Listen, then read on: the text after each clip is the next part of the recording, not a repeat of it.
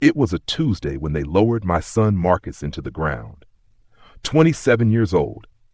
27 years of watching him grow from a baby who couldn't hold his own head up to a man who could fix anything with an engine and a smile that could light up a room darker than midnight.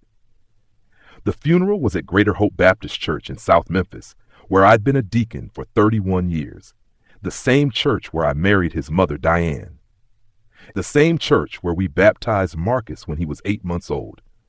I stood there in my black suit, the one I'd bought for weddings, not burials, watching them lower my boy into Tennessee clay. And that's when Diane started screaming, not crying, screaming. She pointed at me across that open grave, her fingers shaking like a leaf in a hurricane, and she said words that made 200 people go silent as death itself. "This is your fault, Raymond. You killed him. You and your pride and your cheap ways killed our baby." Her voice cracked the air like thunder. Then she ran. Just ran. Got in her silver Honda Accord and drove off while dirt was still falling on our son's casket. That was the last time I saw my wife of 34 years. 3 days later, I went to check our savings account, the one we've been building since 1991, and found $17.42. She'd taken $847,000. Every penny we'd saved, every overtime shift I'd worked at the Kellogg's plant, every sacrifice we'd made, gone. The bank lady, Miss Patricia, looked at me with these sad eyes and said Diane had withdrawn it all the day after Marcus died. One day after burying my son, I lost my wife and my future in the same breath. But that wasn't even the worst part. 6 weeks later, on a Sunday afternoon when the house felt too quiet and too loud at the same time, I went down to the basement looking for Marcus's old baseball glove. I wanted to hold something he'd held, something that still smelled like him. That's when I found the safe behind the water heater. A safe I didn't even know existed in my own house. And inside that safe was a letter in my son's handwriting that made my blood turn to ice water. 4 words at the top of the page. Dad, Mom killed me. My name is Raymond Lewis. I'm 73 years old, and I'm about to tell you something I've kept locked inside my chest for almost 2 years now. Something that still wakes me up at 3 in the morning, soaked in cold sweat, reaching for a phone that doesn't ring anymore. If you're watching this from anywhere in the world, Chicago, London, wherever, drop a comment and let me know. I need to know I'm not alone in this. I need to know somebody out there is listening. Let me take you back to where this really started. Not to Marcus's funeral, not to the day Diane ran, but to 1989, when I was a 40-year-old shift supervisor at the Kellogg's cereal plant on East Mallory Avenue in Memphis. I'd been working there since I was 19, right out of high school, and I'd worked my way up from the packaging line to management. It wasn't fancy work, but it was honest work. The kind of work where you punched in at 6 in the morning and didn't punch out until the job was done right. That's where I met Diane Foster at a church picnic that summer. She was 36, worked as a medical billing specialist at Baptist Memorial Hospital, and had a laugh that sounded like music playing through an open window on a spring day. She wore a yellow dress that day. I remember because yellow was my mama's favorite color before she passed, and she brought homemade peach cobbler that tasted like heaven had a kitchen. We sat under an oak tree in Overton Park, and she told me about growing up in North Memphis, about her daddy who'd worked on the railroad, about how she'd always wanted a family but hadn't found the right man yet. I told her about my life, about losing my parents in a car accident when I was 17, about raising my younger sister Loretta by myself while working full-time and going to night school, about wanting to build something stable, something that would last. She looked at me with these deep brown eyes and said, "Raymond, you sound like a man who keeps his promises." I married her 8 months later in January of 1990, right there at Greater Hope Baptist Church. Pastor Williams performed the ceremony. My sister Loretta was the maid of honor. Diane's cousin Carol came up from Jackson, Mississippi. It was small. It was simple. It was perfect. Marcus came along in May of 1991. I was 41 years old, holding my newborn son for the first time in the delivery room at Baptist Memorial, and I made him a promise right there. I whispered it so only he could hear, even though he couldn't understand words yet. I said, I'm going to give you everything I didn't have. You're going to know your daddy loves you every single day of your life. And I kept that promise. God as my witness. I kept it. Every baseball game, every parent-teacher conference, every scraped knee and bad dream and first day of school, I was there. But there were things I didn't see, things happening in my own house that I was too busy working to notice. Diane started acting different about 3 years into our marriage. She'd get phone calls and walk into the bedroom, closing the door. She'd check the mail before I got home and take certain envelopes straight to her car. She started opening her own checking account, saying it was just easier for her hospital expenses. I didn't question it because I trusted her.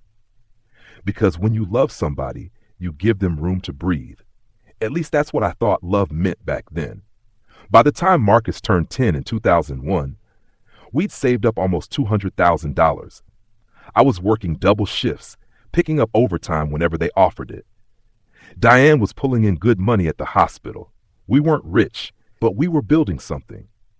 I wanted Marcus to go to college. I wanted him to have choices I never had. I wanted him to walk across a stage in a cap and gown and know his daddy had worked his fingers to the bone to make it happen. Every Friday, I'd deposit my overtime check directly into our joint savings account. I'd watch that number grow like I was watering a garden, and I'd smile because I knew I was building my son's future one shift at a time. Then in 2003, something happened that should have been a warning sign, but I missed it. Diane's cousin Carol called the house crying, saying Diane had loaned her $15,000 and now wouldn't return her calls about paying it back. I confronted Diane about it that night in our kitchen. She looked me dead in the eye and said Carol was lying, that Carol had a gambling problem and was making up stories. I believed her. I chose to believe my wife over her own blood. That was my first mistake. Not my last. Just my first. Marcus grew up into the kind of young man that made me proud to say his name out loud. By the time he hit his teenage years, that boy could fix anything with moving parts. He'd spend hours in our garage on South Parkway, covered in grease, bringing dead lawn mowers back to life, rebuilding carburetors, teaching himself mechanical engineering from YouTube videos and library books. He didn't talk much, never had been much of a talker, but his hands spoke a language all their own. He could look at a broken engine and see the solution like it was written in the metal. When Marcus turned 16 in 2007, I bought him a 1997 Ford Ranger pickup truck for $3,000. It barely ran. The transmission slipped. The radio was busted. The air conditioning had given up years before I ever saw it. But Marcus looked at that truck like I'd handed him the keys to a Cadillac. He spent that entire summer rebuilding it from the ground up. He'd wake up at 6 in the morning, didn't need an alarm, just loved the work, and he'd be in that garage until the streetlights came on. By August, that truck ran smoother than anything on our block. He painted it deep blue. His mama's favorite color, he said. Diane doted on that boy like he was made of gold and glass at the same time. She'd bring him lemonade while he worked. She'd cook his favorite meals every Sunday: fried chicken, collard greens, mac and cheese, cornbread that melted in your mouth. She'd slip him $20 bills when she thought I wasn't looking, telling him to treat himself to something nice. I thought it was sweet. I thought she was just being a good mama. I didn't know she was buying his silence. Around 2010, when Marcus was 19 and taking classes at Southwest Tennessee Community College, I noticed he started acting different around his mother. Not disrespectful. Marcus was never disrespectful, but distant, careful, like he was watching her when she wasn't looking. One night I asked him about it while we were changing the oil in my Chevy Impala. I said, "Son, everything okay between you and your mama?" He stopped what he was doing, wiped his hands on a rag real slow, and looked at me with this expression I'd never seen before. Fear mixed with something else. Something that looked like he wanted to tell me something, but couldn't find the words. "Dad," he said, "you ever feel like you know something, but you're not sure if you should say it out loud? Like saying it might break something that can't be fixed?" I told him he could tell me anything. That's what fathers are for. He opened his mouth like he was about to speak, then shook his head and said, "Never mind. I'm just tired from school and work. That's all. I let it go. God forgive me. I let it go. If I could go back to that moment in the garage with the smell of motor oil and the sound of crickets chirping in the bushes, I'd grab my son by the shoulders and make him tell me everything. But you can't go back. You can only live with what you didn't do. By 2015, our savings had grown to over $500,000. I was 56 years old, thinking about retirement, thinking about spending my golden years fishing at Shelby Farms, spoiling grandkids I didn't have yet, maybe taking Diane on a cruise she'd always talked about. Marcus had finished his associate's degree and was working full-time at a Toyota dealership as a mechanic.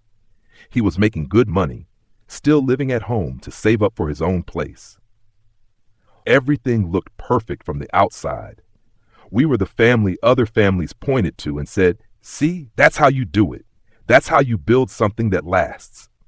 But behind closed doors, I started noticing things that didn't add up. Diane would get text messages at dinner and her whole face would change. She'd excuse herself and disappear for 20 minutes. I found receipts in her purse one time. I wasn't snooping, just looking for a grocery list from restaurants I'd never been to. When I asked her about it, she said it was work lunches with colleagues. Her explanations always made sense just enough that questioning her made me feel like the bad guy, like I was the one with trust issues. So I stopped asking. I started ignoring the little voice in my head that whispered something wasn't right. Then came Christmas of 2016. Marcus gave me a gift that seemed strange at the time but makes perfect sense now. It was a small fireproof safe, the kind you keep important documents in. He said, "Dad, you should keep your important papers somewhere secure. You never know when you might need them." I thanked him, put it in the basement, and forgot about it. I didn't realize my son was trying to protect me. I didn't realize he was giving me a tool I'd need to uncover the truth. I didn't realize that safe would eventually hold the last words my son would ever write to me. The year Marcus turned 25, 2016, he started asking questions about our finances that made Diane nervous. I could see it in the way her jaw would tighten when he'd say things at dinner like, "Dad, you've been working overtime for 30 years. Y'all should have enough saved up to retire comfortable by now, right?" Or, "Mama, how much does the hospital match on your 401k? That's free money you shouldn't leave on the table." Diane would change the subject real quick, start talking about church gossip or some TV show she'd watched. I thought Marcus was just becoming financially aware, maybe thinking about his own future. I didn't know he'd been doing research. I didn't know he'd been piecing together something that would eventually cost him everything. My son was smart, not just book smart, street smart. The kind of smart that notices when numbers don't add up and stories have holes big enough to drive a truck through. One Saturday afternoon in March of 2017, Marcus asked me to go fishing with him at Shelby Farms. Just the two of us. We hadn't done that since he was a teenager, so I said yes immediately. We packed up my old tackle box, grabbed some sandwiches Diane made us, and drove out to the lake in his blue Ford Ranger. The sun was warm but not hot. The water was calm. We cast our lines and sat in silence for a while, just listening to the world breathe around us. Then Marcus said something that should have made me pay closer attention. He said, "Dad, if something ever happened to me, promise me you'll look after yourself. Promise me you won't let nobody take advantage of you." I laughed it off, told him nothing was going to happen to him. He was 25 years old with his whole life ahead of him.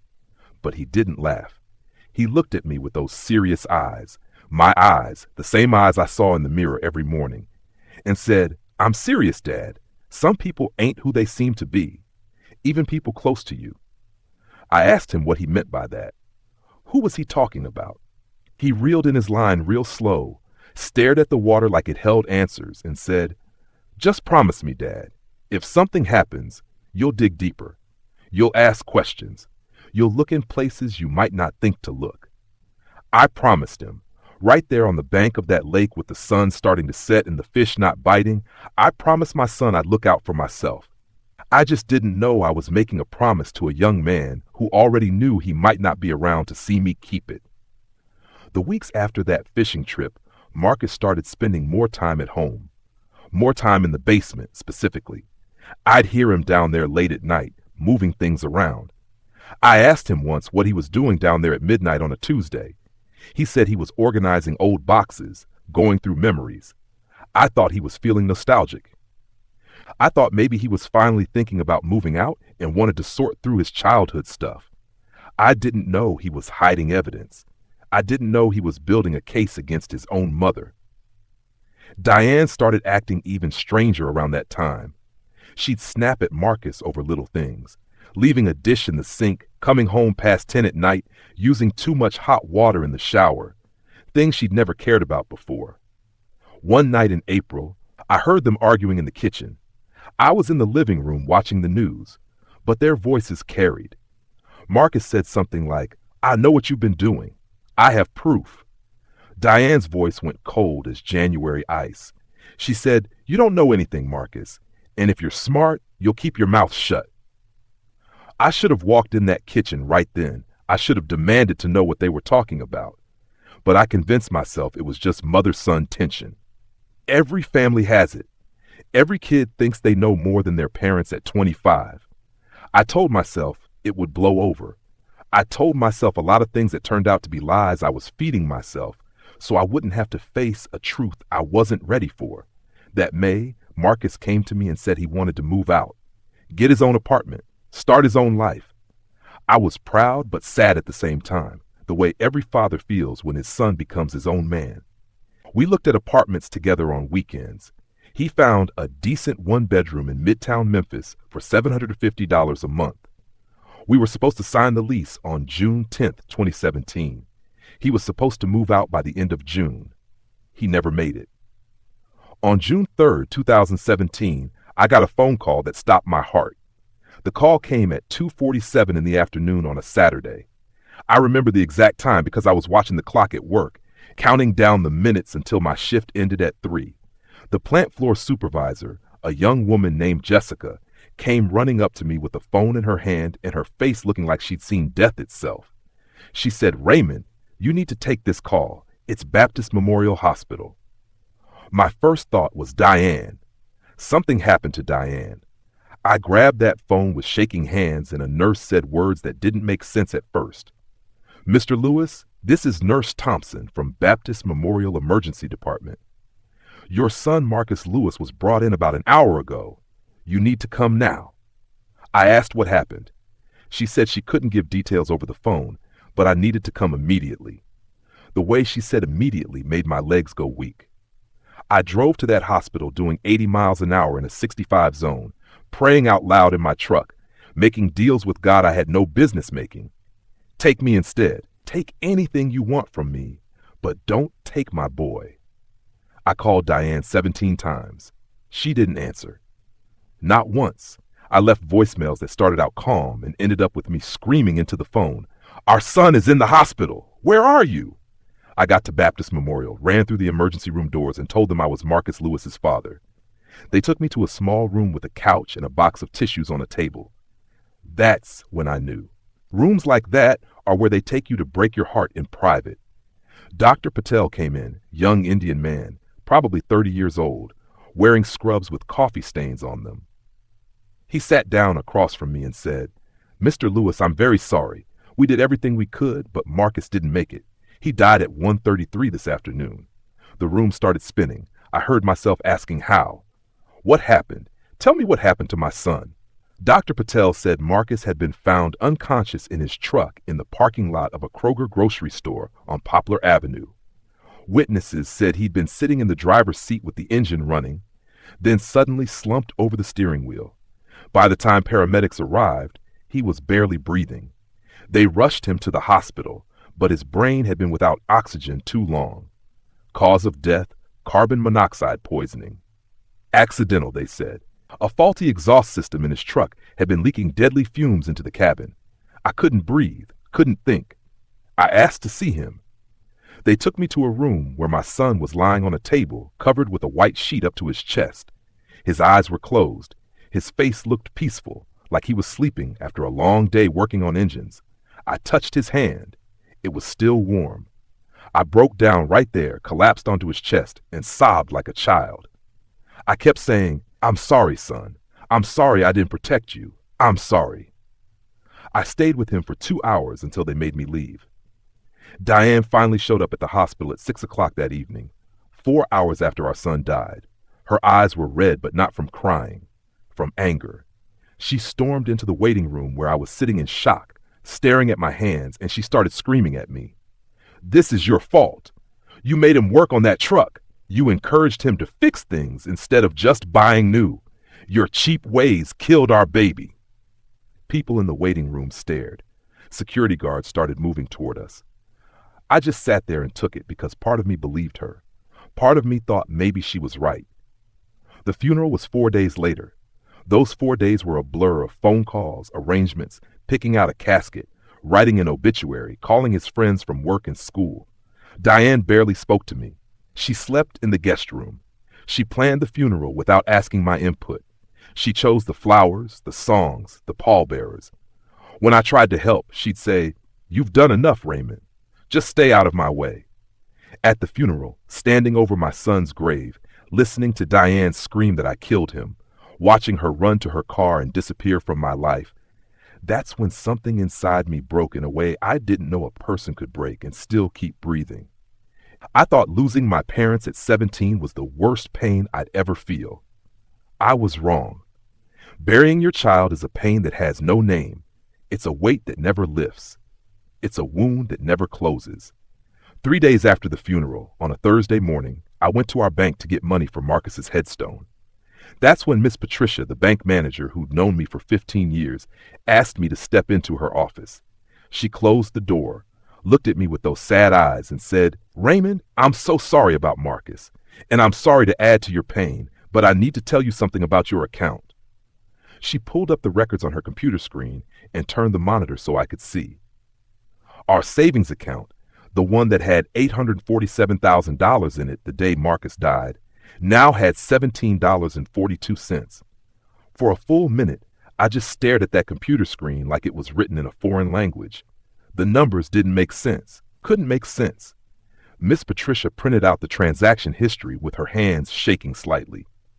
She slid the papers across her desk to me and said, "Diane came in the day after Marcus's funeral. She had all the proper documentation, joint account holder, identification, everything legal. She withdrew $847,000 in the form of 3 cashier's checks made out to her name only. I looked at those papers, saw Diane's signature, saw the date, June 7th, 2017, one day after we buried our son. While I was at home sitting in Marcus's room, holding his favorite baseball glove and crying into his pillow, my wife of 27 years was at the bank emptying our entire life savings.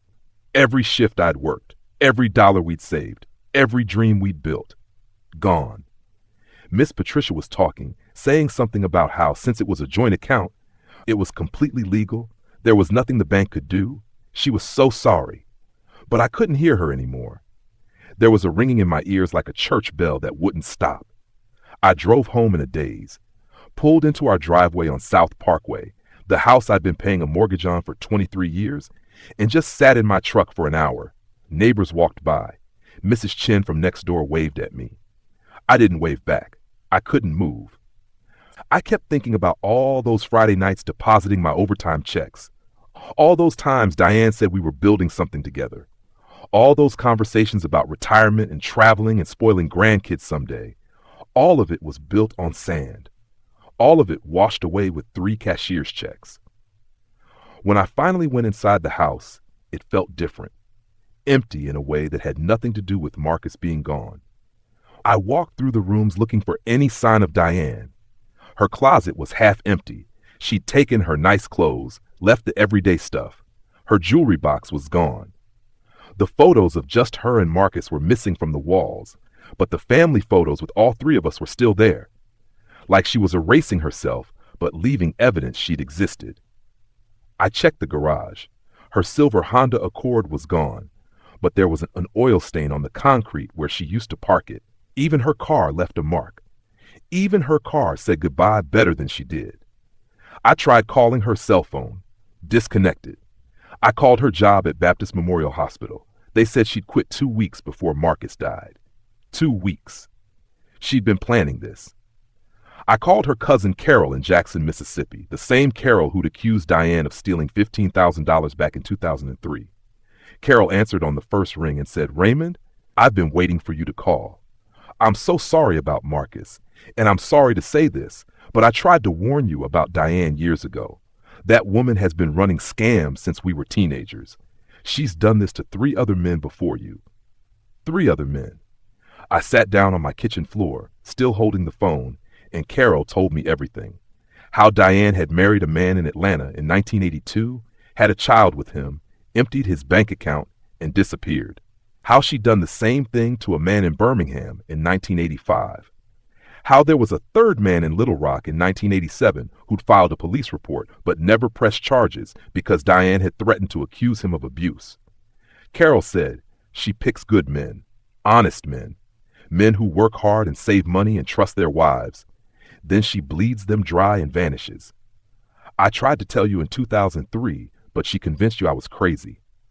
I'm not crazy, Raymond. I'm just the only person in her family who sees her for what she is. I hung up the phone and threw up in the kitchen sink, just emptied my stomach right there because my body couldn't hold the weight of what I'd just learned. I'd been married to a con artist for 27 years. I'd had a child with a woman who'd done this before, to other men, other families, and Marcus. Oh God, Marcus, did he know? Is that what he was trying to tell me that day fishing at Shelby Farms? Is that what he meant when he said, some people ain't who they seem to be, even people close to you? I spent the next 3 weeks in a fog.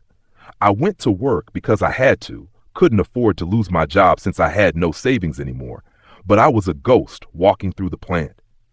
People would talk to me and I'd nod, but I didn't hear a word.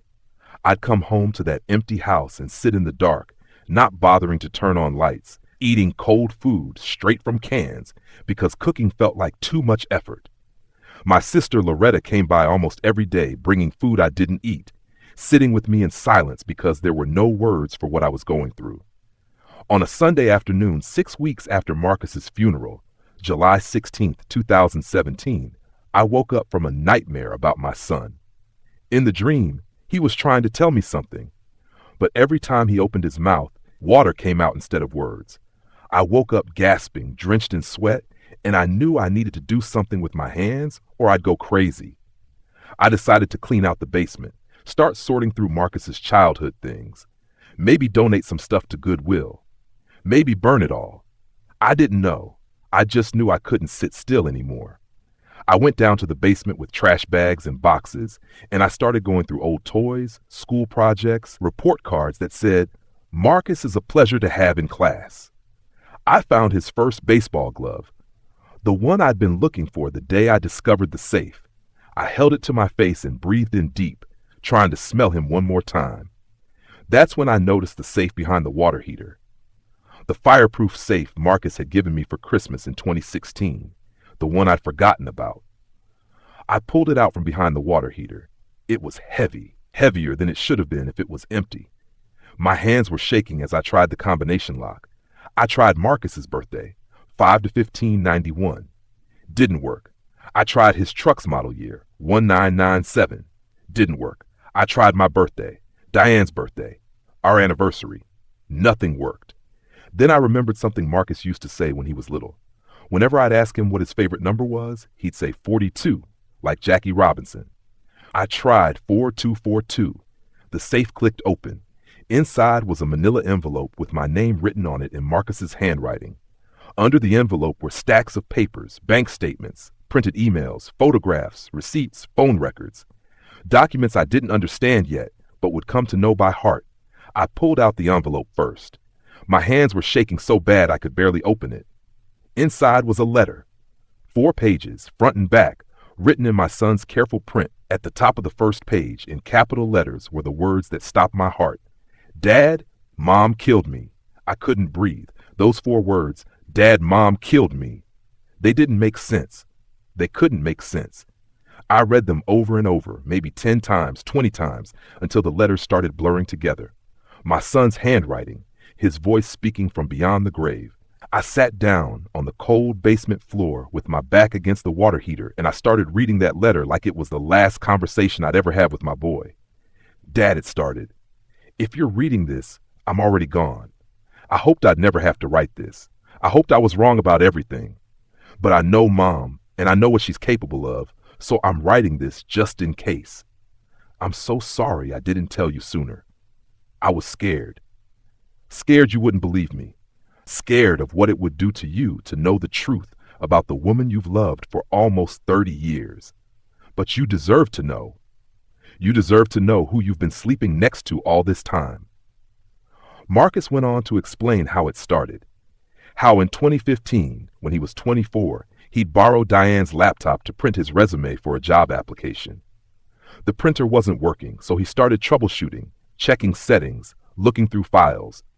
That's when he found a folder labeled Storage 2010-2015, buried inside another folder, Inside were scanned documents, marriage certificates, divorce papers, bank statements, all with Diane's name on them, but not Diane Lewis, Diane Morrison, Diane Washington, Diane Foster, her maiden name, the name she'd gone back to between husbands. My son wrote, Dad, she's been married 5 times before you. 5. She married a man named Curtis Morrison in Atlanta in 1982. Had a daughter with him named Jasmine.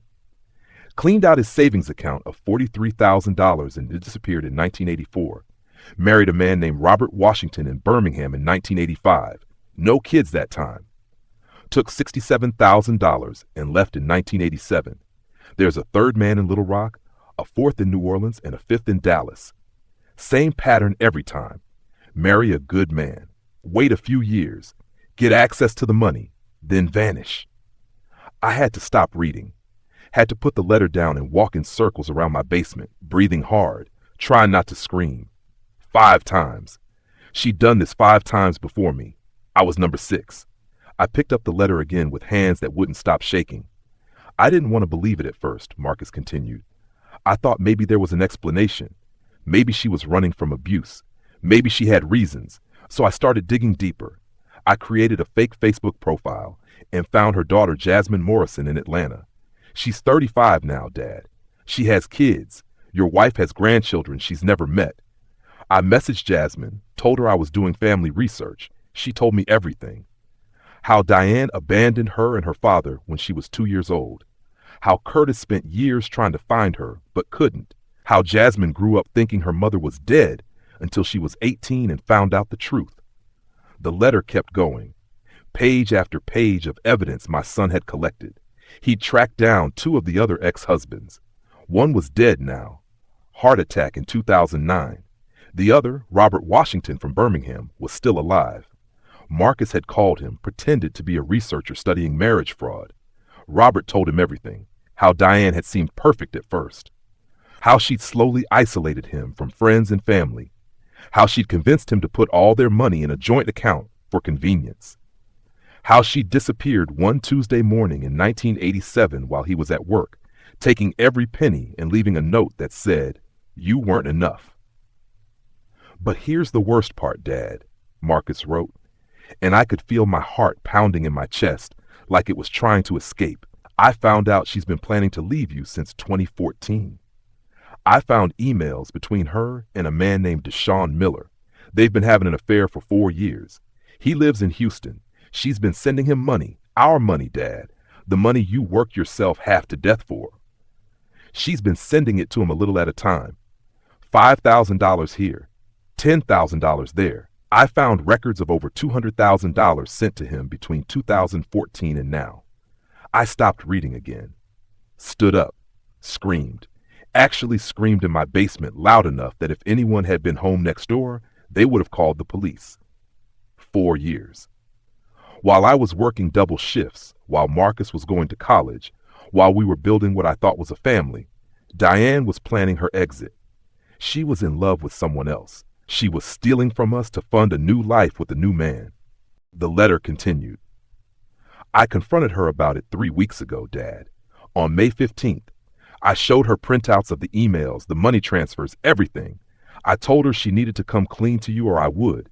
She looked me dead in the eye and said, "You won't say a word, Marcus, because if you do, I'll destroy your father. I'll take everything he has, and I'll make sure he knows you helped me do it." I asked her what she meant. She said she'd planted evidence, fake documents that made it look like I'd been stealing from the joint account. She said she'd tell you I was the one having the affair, that I'd manipulated her, that I was trying to turn you against her. She said you'd believe her over me because you've always believed her. My legs gave out. I sat back down on that cold floor and I cried. I cried for my son who'd carried this burden alone for 2 years, who'd tried to protect me and got threatened for it, who'd probably spent his last weeks on earth terrified and trapped. So I'm writing this letter and hiding it where only you'll find it, Marcus concluded. I'm keeping all the evidence in this safe. Bank statements proving the money transfers, printed emails between her and Deshawn, copies of her previous marriage certificates and divorce papers, photos of them together that I pulled from her hidden email account. Everything you need to understand who she really is. I don't know what she's planning, but Dad, please be careful. Watch what you eat and drink. Check your truck before you drive it. I know that sounds paranoid, but this woman has done this 5 times before, and she's gotten away with it 5 times. She's smart, she's patient, and she will not let anything stand between her and that money. I love you, Dad. I'm sorry I couldn't protect you better. Your son, Marcus. I sat in that basement until the sun went down and the only light came from the small window near the ceiling. Then I went through every single document in that safe. Bank statements showing transfers to Deshawn Miller totaling $217,000 between 2014 and 2017. Printed emails that made me sick to my stomach. Diane calling this man baby, telling him she was almost ready to leave the old fool, planning their future together in Houston. Marriage certificates from Fulton County, Georgia, Jefferson County, Alabama, Pulaski County, Arkansas, Orleans Parish, Louisiana, Dallas County, Texas. 5 marriages before me, 5 men who thought they'd found love and found a thief instead. There were photos too. Diane and Deshawn at a restaurant. Diane and Deshawn at a hotel. Diane and Deshawn kissing in front of a fountain somewhere I didn't recognize. The photos were dated. Some from 2014. Some from 2015. One from March 2017. Just 3 months before Marcus died. In that photo, Diane was wearing a necklace I'd bought her for our 25th wedding anniversary. She was wearing my gift while kissing another man. I didn't sleep that night. Couldn't sleep. I sat at my kitchen table with all of Marcus's evidence spread out in front of me, and I started putting pieces together that I'd been too blind to see before. The night Marcus died, June 3rd, 2017, he'd been found in his truck in a Kroger parking lot. Carbon monoxide poisoning from a faulty exhaust system, they said. Accidental death, they said. But Marcus had just rebuilt that entire truck 8 months earlier. He'd replaced the exhaust system himself. I'd been there in the garage watching him work, handing him tools, listening to him explain every step. That boy knew engines like I knew my own heartbeat. There was no way he'd miss a faulty exhaust. I pulled out my phone and started looking through old text messages from Marcus. Found one from May 20th, 2017, 2 weeks before he died, 1 week after he'd confronted Diane. It said, "Dad, I'm going to get the truck checked out tomorrow at the shop. Something doesn't sound right with the exhaust. Probably nothing, but better safe than sorry." He knew. My son knew something was wrong with his truck. He was being careful. He was checking. And somehow he still ended up dead from carbon monoxide poisoning. At 3 a.m, I called my sister Loretta. Woke her up, didn't care. She answered sounding scared, said, "Raymond, what's wrong?" I told her everything. Read her Marcus's letter over the phone. Told her about the 5 previous marriages, the affair with Deshawn, the stolen $200,000, all of it. Loretta was quiet for a long time after I finished. Then she said something that made my blood run cold. "Ray, do you remember how insistent Diane was about cremating Marcus? She wanted it done immediately. Said it was what he would have wanted. You're the one who insisted on a burial." She was right. I'd forgotten about that argument. The day after Marcus died, while I was still in shock, Diane had called a funeral home and tried to arrange for immediate cremation. I'd walked in on the phone call and lost my mind. Told her we were burying our son properly, giving him a funeral, letting people say goodbye. She'd fought me on it for 2 hours before finally giving in. At the time, I thought she was just grieving in her own way. Now I understood. She wanted to cremate him because cremation destroys evidence. If Marcus's body had been burned, no one could ever check for other causes of death. No one could ever run toxicology tests or look for signs of foul play. Raymond, Loretta said, her voice shaking, you need to call the police. You need to report this. But I couldn't. Not yet, because everything I had was circumstantial. Diane had committed fraud? Yes. Diane had stolen from me? Yes. But murder? How do you prove murder when the death certificate says accidental carbon monoxide poisoning? How do you prove murder when the suspect is gone and the victim is already buried? I spent the next 3 days making phone calls. I called the Toyota dealership where Marcus worked, asked to speak to his supervisor, a man named Terry Jenkins. Terry remembered Marcus well, said he was the best young mechanic they'd had in years. I asked Terry if he remembered Marcus bringing his personal truck in to get checked in late May. Terry checked the service records and said yes, Marcus had brought the Ford Ranger in on May 21st, 2017. They'd done a full inspection. Everything was perfect. The exhaust system was brand new, functioning flawlessly, no leaks, no problems. They'd given Marcus a clean bill of health on that truck just 13 days before it killed him. I called the Memphis Police Department and asked to speak to someone about my son's death. They transferred me to a Detective Morris. I explained the situation, not everything, just enough. Said I had reason to believe my son's death wasn't accidental. Detective Morris asked what evidence I had. I told him about the truck inspection, about Marcus being a skilled mechanic, about it not making sense. He was quiet for a moment, then said, Mr. Lewis, I understand you're grieving, but the medical examiner ruled your son's death accidental. Unless you have concrete evidence of foul play, there's nothing we can investigate. I'm sorry for your loss. I called the medical examiner's office directly, asked if they could run additional tests on Marcus. They said the body had been buried for 7 weeks. Any additional testing would require an exhumation order from a judge, and I'd need evidence of a crime to get that order. I was going in circles, needed evidence to get the tests that would provide evidence. It was impossible. On the 4th day after finding Marcus's letter, I did something I probably shouldn't have done. I drove to the Kroger parking lot on Poplar Avenue where Marcus had been found.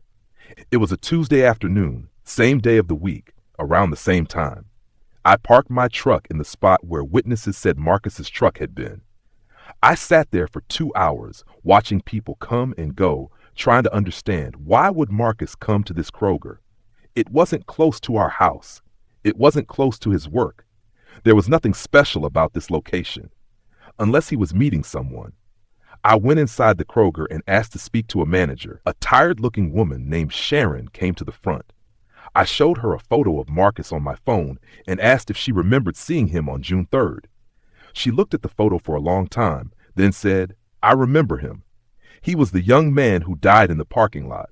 I'm so sorry. He seemed like a nice kid. I asked if she remembered seeing him inside the store before he died. She thought about it and said, No, I don't think he ever came inside. He was just sitting in his truck when customers started reporting he looked unconscious. Just sitting in his truck, not shopping, not running errands, just sitting there, like he was waiting for someone. I asked Sharon if she remembered seeing anyone approach Marcus's truck before he was found unconscious. She shook her head and said, I wasn't outside, but you could check the security cameras. We keep footage for 90 days. My heart jumped. 90 days. It had been 7 weeks. The footage might still exist. Sharon called the store's loss prevention officer, a young man named Kevin. I explained what I needed. Kevin said he'd have to get permission from corporate to release security footage to someone who wasn't law enforcement. I gave him my information and left, hoping but not expecting anything to come from it. I drove home, feeling more lost than ever. I had evidence that Diane was a con artist. I had evidence she'd planned to leave me. I had Marcus's letter saying he believed she might hurt me. But I didn't have proof she'd killed our son. And without proof, justice was just a word that meant nothing. 2 weeks passed. I went through the motions of living without actually being alive. Work, home, sleep, repeat. I stopped answering phone calls from anyone except Loretta. I stopped going to church because I couldn't face Pastor Williams and all those people who'd watched me fall apart at Marcus's funeral. I stopped eating regular meals, lost 15 pounds in 2 weeks, looked like a ghost when I passed mirrors, felt like one too. Then on August 3rd, 2017, I got a call from Kevin at Kroger. He said, "Mr. Lewis, I got permission to show you the security footage from June 3rd. Can you come by the store tomorrow morning before we open?" I was there at 5:45 a.m., 15 minutes before he'd even unlocked the door. Kevin took me to a small office in the back of the store and pulled up the footage on a computer. The camera angle showed the parking lot from above, a wide view that captured maybe 50 parking spaces. "What time was your son found?" Kevin asked. I told him around 1:30 p.m. He fast-forwarded the footage to 11 a.m. and let it play at normal speed. At 11:47 a.m., Marcus's blue Ford Ranger pulled into the parking lot and parked in a spot far from the store entrance. Marcus sat in the truck, didn't get out. At 12:03 p.m., a silver Honda Accord pulled up and parked 2 spots away from Marcus's truck. My chest got tight. I knew that car. I'd watched that car drive away from Marcus's funeral. Diane got out of her Honda. She walked over to Marcus's truck and got in the passenger side. I couldn't see inside the truck, but I could see them talking through the windshield. 2 people having a conversation, mother and son. For 23 minutes, they sat in that truck talking. Then at 12:26 p.m., Diane got out of the truck, walked back to her Honda, and drove away. Marcus stayed in his truck, didn't move. At 1:14 p.m., a woman walking to her car noticed Marcus slumped over the steering wheel and called 911. Kevin looked at me and said, "Is that helpful?" I couldn't speak, couldn't form words. I just nodded and asked him to copy the footage to a flash drive. He did. I thanked him and walked out of that Kroger in a daze, got in my truck, and just sat there. Diane had been the last person to see Marcus alive. She'd been inside his truck less than an hour before he died from carbon monoxide poisoning, and she'd never mentioned it. Not to me, not to the police, not to anyone. I drove straight to the police station and asked for Detective Morris again. Waited 45 minutes until he was available. When he finally came out to the lobby, I handed him the flash drive and Marcus's letter. Told him everything this time. All of it. The 5 previous marriages, the affair, the stolen money, the security footage showing Diane in Marcus's truck an hour before he died. Detective Morris's expression changed as I talked. He stopped looking at me like I was a grieving father who couldn't let go and started looking at me like I was a witness. "Mr. Lewis," he said carefully, "this is serious. If what you're telling me is true, we might be looking at homicide. But I need you to understand something. Your wife is gone. You don't know where she is. We have no physical evidence linking her to your son's death. The security footage shows them talking, but talking isn't illegal. Even if we wanted to exhume your son's body and run additional tests, there's no guarantee we'd find anything. Carbon monoxide doesn't leave traces after this long. It's been almost 2 months. I felt my hope crumbling. So that's it? She gets away with killing my son and stealing my life savings? Detective Morris sighed and said, "I'll open an investigation. I'll request an exhumation order from the DA's office, but I'm telling you now, it's a long shot. What I can do is put out a warrant for her arrest for fraud and theft.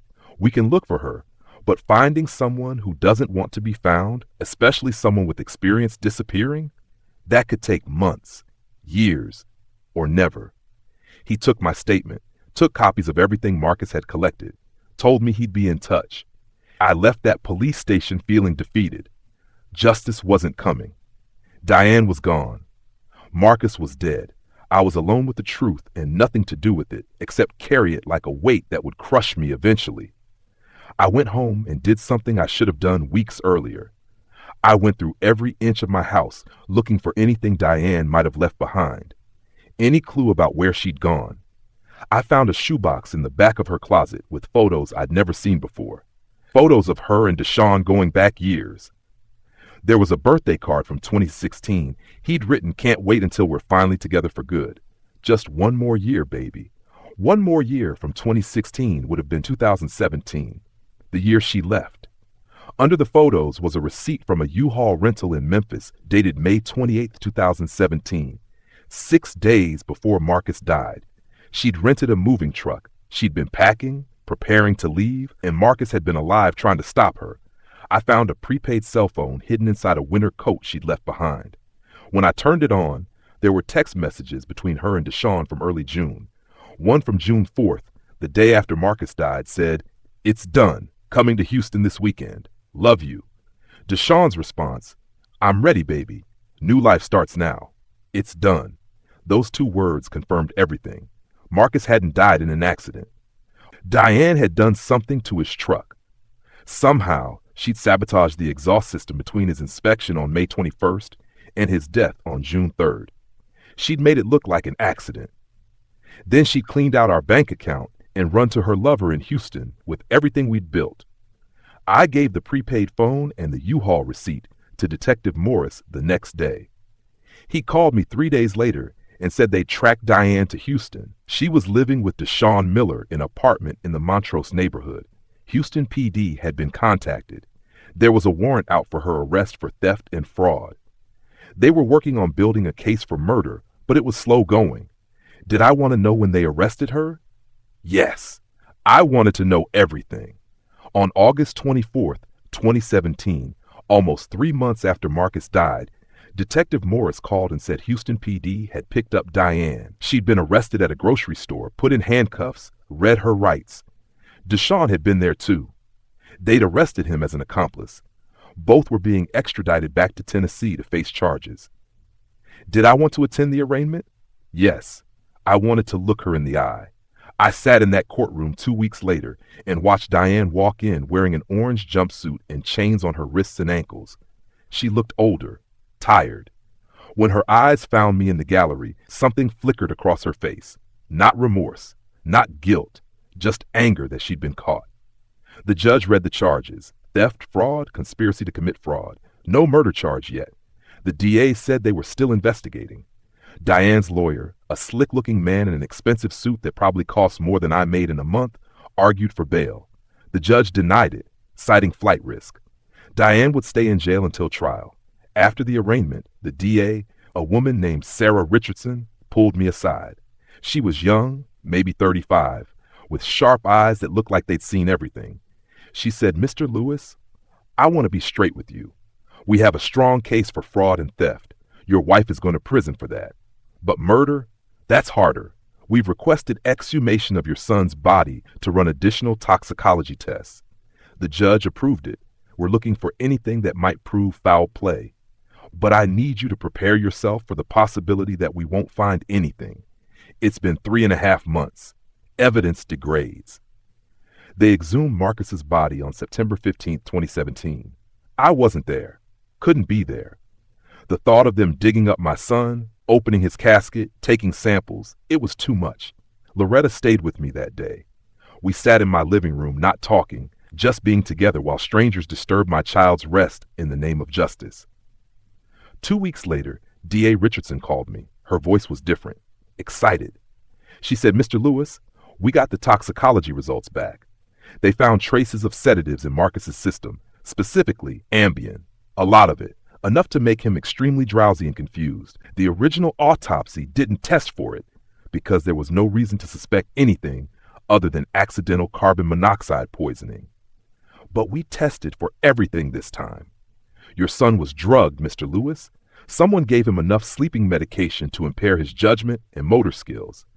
Then he died from carbon monoxide in a truck that had been inspected and cleared just days before." My hands were shaking so bad I almost dropped the phone. "Can you prove Diane did it?" There was a pause. "We're working on it. We found a prescription for Ambien in her name from 2016. We're interviewing friends and family, building a timeline. We found evidence she had access to his truck. Neighbors reported seeing her in your garage the week before Marcus died. But we need more. We need something that directly ties her to drugging him.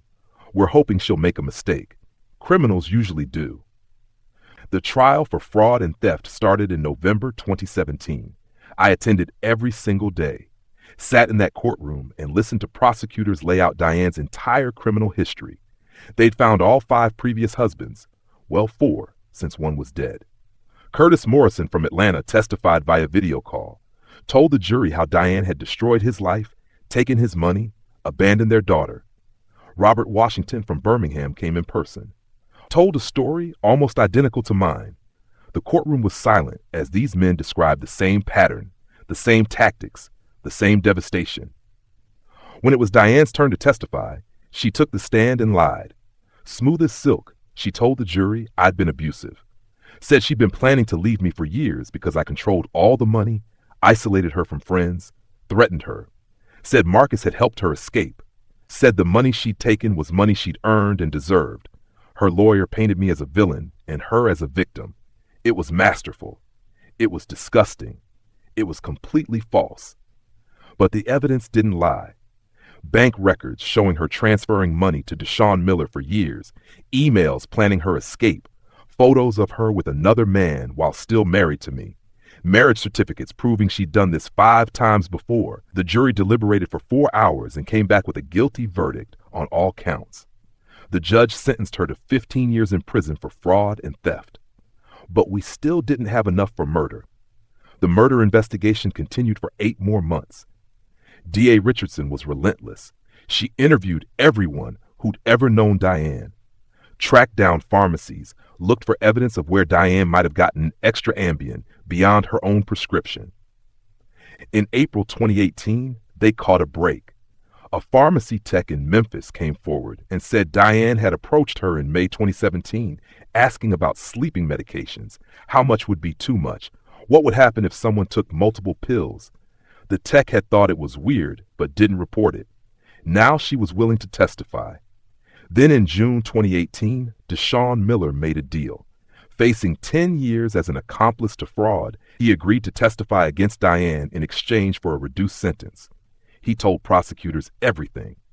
How Diane had told him about Marcus threatening to expose her. How she'd said she needed to handle it before Marcus ruined everything.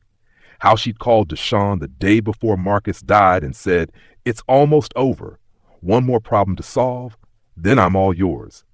He hadn't known she meant murder. At least that's what he claimed. With the pharmacy tech's testimony and Deshaun's cooperation, D.A. Richardson felt confident enough to bring murder charges. On July 12, 2018, 13 months after Marcus died, a grand jury indicted Diane Lewis for first-degree murder. The trial started in October 2018. This time, the courtroom was packed, news crews everywhere. This wasn't just fraud anymore. This was a mother accused of killing her son for money. The prosecution laid it out step by step, showed the jury Marcus's letter, showed them the evidence he'd collected proving Diane's criminal history, showed them the security footage of Diane in Marcus's truck less than an hour before he died. The pharmacy tech testified about Diane's suspicious questions about sleeping pills. The toxicology expert explained how the Ambien in Marcus's system would have made him drowsy and impaired. The mechanic from Toyota testified that Marcus's truck had been in perfect condition 13 days before his death. Then they brought in an expert who'd examined the truck after it had been impounded as evidence. He testified that the exhaust system showed signs of recent tampering. Someone had deliberately created a small leak that would cause carbon monoxide to seep into the cabin, slowly at first, then increasingly as the engine ran. Someone with basic mechanical knowledge could have done it. Someone who'd been married to a mechanic and lived with a son who worked on cars for years would know enough to make it look like an accident. Deshaun Miller testified, told the jury about Diane's plan to leave me, about the money she'd been funneling to him, about her saying Marcus was a problem that needed to be solved. Diane's lawyer tried to discredit him, called him a liar trying to save himself, but the evidence supported his story. When Diane took the stand this time, something was different. She was angry. The mask had slipped. When the prosecutor asked her if she'd killed Marcus, she screamed, "He was going to ruin everything. After all those years of planning, that ungrateful boy was going to destroy my future. I gave him life. I raised him, and he was going to send me to prison." Her lawyer tried to stop her, but she kept going. Raymond was a fool. All those men were fools. They trusted me, and trust is a weakness. I took what I deserved. I took what I'd earned by wasting years of my life pretending to love them. The courtroom erupted. The judge had to call for order. Diane's lawyer looked like he wanted to disappear. The prosecution rested their case. In her rage, in her arrogance, Diane had confessed to everything. The jury deliberated for 90 minutes, came back with a guilty verdict for first-degree murder. The judge sentenced her to life in prison without the possibility of parole. I sat in that courtroom and felt nothing. No relief, no satisfaction, no sense of justice served. Marcus was still dead. I was still alone. Diane going to prison didn't bring my son back. It didn't erase the 34 years I'd wasted on a lie. It didn't return the $847,000 she'd stolen. Most of that money had been spent, gone forever. Justice had been served in the legal sense, but it didn't heal anything. After the verdict, D.A. Richardson came up to me and said, "I'm sorry it took so long. I'm sorry you had to go through all of this, but at least she'll never hurt anyone else again." I thanked her for her work. Meant it. She'd fought for Marcus when the system wanted to let it go as an accidental death. She'd kept digging until she found the truth. I went home that night to my empty house on South Parkway. Sat at my kitchen table with a cup of coffee I didn't drink. Looked at photos of Marcus when he was young, smiling, covered in grease from working on cars, doing what he loved. I thought about his last weeks on Earth, knowing his mother planned to leave, knowing she might hurt me, trying to protect me while being afraid I wouldn't believe him. I thought about how brave my son was, how smart, how he'd left me the evidence I needed, even though it cost him everything. I'm 73 years old now. It's been over a year since Diane's conviction. I still work at the Kellogg's plant because sitting at home alone is worse than staying busy. I still go to Greater Hope Baptist Church on Sundays because Pastor Williams says even broken faith is better than no faith at all. I still visit Marcus's grave every Saturday morning, bring fresh flowers, sit on the grass and talk to him like he can hear me. Maybe he can. Maybe he can't. I do it anyway. My sister Loretta tried to get me to date again, said I'm not too old to find companionship. I told her I'm done with that, done with trusting, done with opening my heart just to have it torn apart. Some wounds don't heal, some betrayals cut too deep to ever fully recover from. I'm not bitter, just realistic. I had my chance at love, and I gave it to the wrong person. That's on me. But I learned something through all this pain. I learned that people can wear masks their whole lives, that someone can sleep next to you for 34 years, and you never really know them. That evil doesn't always look like evil. Sometimes it looks like a woman in a yellow dress eating peach cobbler under an oak tree. I learned that my son was braver and smarter than I ever gave him credit for, that he tried to save me even when it put him in danger. That real love sometimes means protecting people who don't even know they need protecting. If you've stayed with me to the end of this story, thank you. Thank you for listening to an old man pour out his heart about the worst chapter of his life. Drop a comment and tell me where you're watching from. I'd really like to know. I'm not alone in this. If you got family, hold them close, but keep your eyes open. Trust is beautiful, but blind trust is dangerous. If you enjoyed this story, or if it made you think, or if it just made you feel something real, I've got more videos like this one. Hit that like button, subscribe to the channel, and share this with someone who needs to hear it. My name is Raymond Lewis. I'm 73 years old, living in Memphis, Tennessee, trying to make sense of a life that stopped making sense the day I buried my son. I don't have all the answers. I don't have peace yet, but I'm still here. Still breathing. Still telling Marcus's story so his death means something. So maybe someone else sees the warning signs I missed. So maybe someone else's son doesn't have to die trying to protect his father from a monster wearing his mother's face. Until next time, wherever you are in this world, lots of love. Take care of yourselves. And remember, not everyone who says they love you actually does.